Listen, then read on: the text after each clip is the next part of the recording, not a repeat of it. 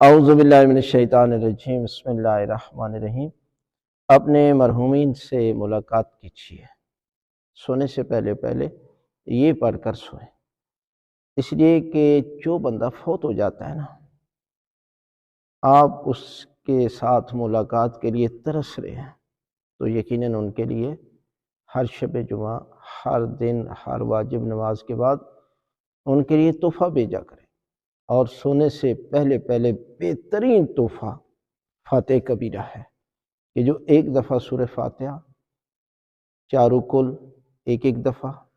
3 دفعہ آیت الکرسی اور 7 دفعہ سورہ قدر کی تلاوت، یہ پڑھ کر آپ اپنے مرحومین کے لیے اور بالخصوص اپنے والدین کے لیے